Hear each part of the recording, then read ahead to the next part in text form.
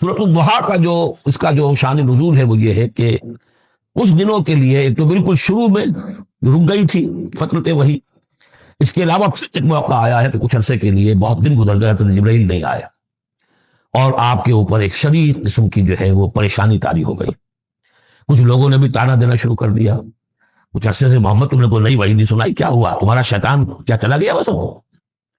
کوئی ایسا بھی بتایا گیا کہ ایک دفعہ کہیں متواتر کئی راتوں تک آپ رات کو اٹھے نہیں،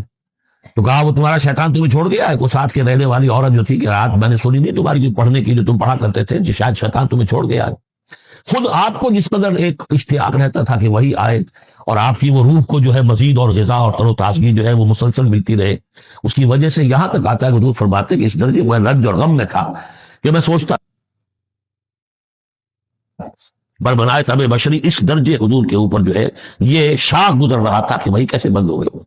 اور اس میں یہ بھی تھا کہ اللہ ناراض تو نہیں ہو گیا، کہ مجھ سے کوئی خطا تو ایسی نہیں ہو گئی، یہ سبب کیا ہوا ہے؟ یہ ہے وہ کیفیت کہ جس کے اندر یہ آیتیں نازل ہو رہی ہیں۔ اور اب آپ اس کو سمجھ لیجئے کہ اس کا نفسیاتی اور انسان کی باطنی کیفیات کے ساتھ کیا تعلق ہے۔ انسان پر دو طرح کی کیفیات طاری ہوتی رہتی ہیں، جیسے میں نے پہلے ایک دفعہ آپ کو بتایا صدیق اور شہید کے درمیان جو فرق ہے بنیادی، کہ کچھ بنیادی طور پر لوگ ایکسٹروورٹس ہوتے ہیں، کچھ بنیادی طور پر انٹروورٹس ہوتے ہیں۔ ایکسٹروورٹس کھیل کود بھاگ دوڑ، لوگوں سے ملنا جلنا، گفتگو ہے، اسے دھکا دے دیا، اسے مذاق کر لیا، اسی میں وہ خوش رہتے ہیں، بڑے مگر رہتے ہیں، تنہائی انہیں کاٹ کھانے کو دوڑتی ہے۔ اور ایک انٹروورٹس ہوتے ہیں کہ وہ مجلس وغیرہ کو نہیں، وہ تو اپنی تنہائی میں کہیں بیٹھے غور و فکر کر رہے ہیں، سوچ بچار کر رہے ہیں، انہیں وہ مجلس سے زیادہ اپنا گوشہ تنہائی جو ہے وہ زیادہ عزیز ہوتا ہے۔ تو یہ دو مزاج اللہ نے بنائے ہیں۔ اسی طرح ہر انسان کے اوپر آلٹرنیٹلی کچھ کیفیات آتی ہیں جس کو ہم کہتے ہیں میرا موڈ آف ہے، ایک طرح قبض سا ہو جاتا ہے،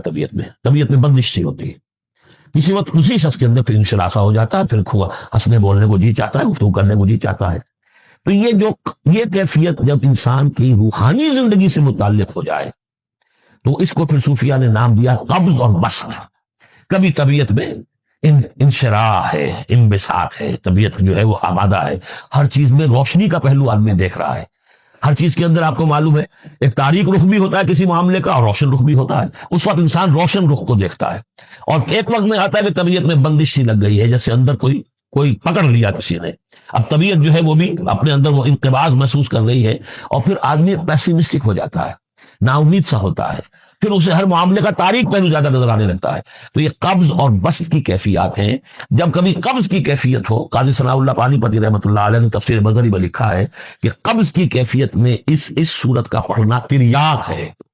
جس طرح حضور صلی اللہ علیہ وسلم کے لیے گویا کہ اس وقت جو وحی کا بند ہو جانا تھا وہ گویا کہ ایک طرح کے انقباض اور قبض کی کیفیت پیدا ہوئی تھی، اس میں اب اللہ تعالیٰ فرما رہے ہیں والضحیٰ، قسم ہے دن کے دھوپ چڑھنے کے وقت کی، واللیل اذا سجا،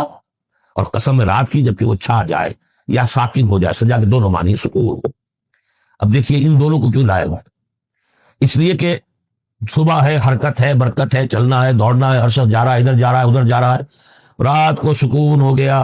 تاریکی چھا گئی اور شور سنگامہ ختم ہو گیا۔ لیکن یہ رات اور دن دونوں ضروری ہے انسان کے لیے، یہاں کا نظام چلانے کے لیے۔ اگر رات ہی رات ہوتی تب بھی یہ دنیا نہ چلتی، اور دن ہی دن ہوتا تب بھی نہ چلتا، تو رات بھی ضروری ہے۔ اسی طریقے سے نفس انسانی کے لیے کبھی کبھی قبض کا وقفہ بھی ضروری ہے۔ آپ اسے یہ نہ سمجھیں کہ اللہ تعالیٰ ناراض ہو گیا، یہ بھی ہماری تربیت کا ایک سمجھیے کہ ایک جز ہے۔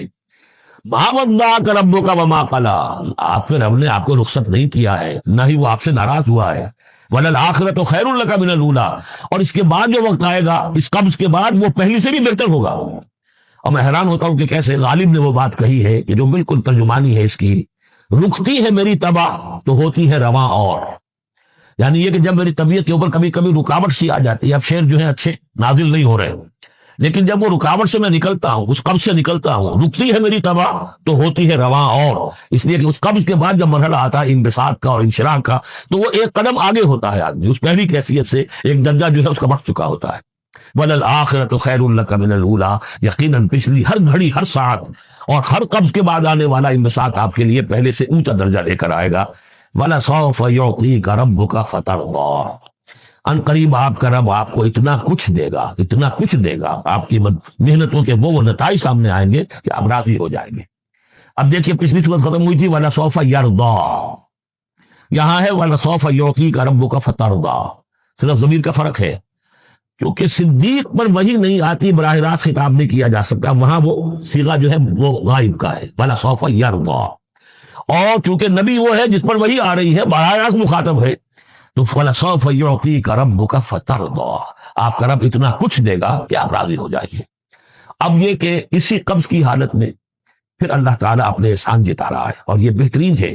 کبھی طبیعت پر ڈپریشن ہو اس طرح کی اور قبض کی کیفیت ہو تو آدمی یاد کرے کس کس مرحلے پر اللہ نے میری دستگیری فرمائی، کن کن مراحل پر اللہ تعالیٰ نے مجھے مشکلات سے نکالا، اس سے وہ حوصلہ بڑھتا ہے،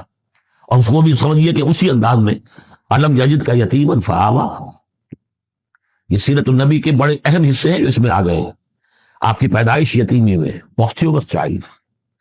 باپ تو پہلے فوت ہو چکا ہے، 6 سال کی عمر میں والدہ گئی، 8 سال کی عمر میں دادا گئے، اور وہ یعنی جو آپ نے دیکھا ہے ابتدائی زمانہ زندگی کا، تو وہ یتیمی کا، علم یجد کا یتیما فآویٰ، کیا اس نے اے محمد آپ کو نہ پایا کہ آپ یتیم تھے، پھر پناہ دی، آپ کے لیے بندوبست کیا، دادا کے دل میں جو شفقت ڈالی، پھر آپ کے تایا زبیر کے دل میں جو شفقت ڈالی، عبد المطلب کے بعد فوراً ابو طالب کا نام آتا ہے، حالانکہ یہ غلط ہے تاریخی اعتبار سے، عبد المطلب کے بعد کافی عرصے تک زبیر جو آپ کے تایا تھے وہ سرپرست تھے، پھر ان کے انتقال کے بعد ابو طالب کا معاملہ آیا، لیکن ان کو بیچ میں سے غائب کر دیا گیا۔ بہرحال اللہ تعالیٰ جو بھی کسی کے دل میں ڈالتا ہے، آخر ابو طالب کے دل میں محبت ڈالی تو کس نے ڈالی؟ وہ ہم پڑھ چکے ہیں سورہ طٰہٰ میں، وَأَلْقَيْتُ عَلَيْكَ مَحَبَّةً مِّنِّي، حضرت موسیٰ علیہ السلام کی موہنی صورت کے اوپر اللہ تعالیٰ فرماتے ہیں ہم نے اپنی محبت کا پرتو ڈال دیا کہ تمہیں دیکھنے کے بعد وہ قتل کرنے کے ارادے سے باز رہ گئے، ان کے ہاتھ شل ہو گئے، ایسی موہنی صورت تھی، اسے قتل کرنا۔ وَأَلْقَيْتُ عَلَيْكَ مَحَبَّةً مِّنِّي وَلِتُصْنَعَ عَلَىٰ عَيْنِي، یہ ہوا ہے۔ تو فرمایا علم یجدک یتیما فآویٰ ووجدک ضالا فہدیٰ، اور پھر جب آپ شعور کی پختگی کو پہنچے اور غور و فکر کا مرحلہ آیا، حقائق میں انسان کو سوچ بچار کا مرحلہ آیا، اور آپ کو دیکھا کہ آپ تلاش حقیقت میں سرگرداں ہیں، تو ہدایت دی۔ وہ آگے آ جائے گا، بہت قریب پہنچ گئے ہم، اقرأ بسم ربک الذی خلق، تو مرحلہ جب آئے گا، ووجدک عائلا فاغنیٰ، اور پایا آپ کو تنگ دست تو غنی کر دیا۔ کس طرح سے راستہ پیدا کیا ہے خدیجہ الکبریٰ رضی اللہ تعالیٰ عنہا نے، جو بھی ان کے آپ کے محاسن دیکھے کتنی گرویدہ ہوئی ہیں، بڑے بڑے سردار قریش کے جو ہے ان سے نکاح کے خواہش مند تھے، انہوں نے خود جو ہے اپنی لونی کے ذریعے سے پیغام دیا ہے حضور کو، تو یہ ساری چیزیں جو ہے ان کی ساری دولت جو ہے وہ پوری کی پوری انہوں نے لا کر حضور کے قدموں میں ڈال دی ہے۔ وَوَجَدَكَ عَائِلًا فَأَغْنَىٰ فَأَمَّا الْيَتِيمَ فَلَا تَقْهَرْ، تو اے نبی تقاضے ان تینوں چیزوں کے کیا ہیں؟ ہم نے آپ کو یتیم پایا، پناہ دی، اب آپ بھی یتیم کی سرپرستی کیجئے، کسی یتیم کو اس کے اوپر کوئی جبر نہ ہو، سختی نہ ہو۔ وَأَمَّا السَّائِلَ فَلَا تَنْهَرْ، اور آپ جبکہ تلاش حقیقت میں سرگرداں تھے تو ہم نے آپ کو ہدایت دی، اسی طریقے سے اب آپ کو بھی کوئی شخص سائل بن کر آپ کے پاس آئے، سوال کرے، اسے جھڑکنا نہیں ہے، اسے جو بھی سائل دونوں طرح کے ہوتے، سوال کرنے والا کوئی علمی سوال اور سوال کرنے والا کوئی مالی دولت، مالی مدد کے لیے۔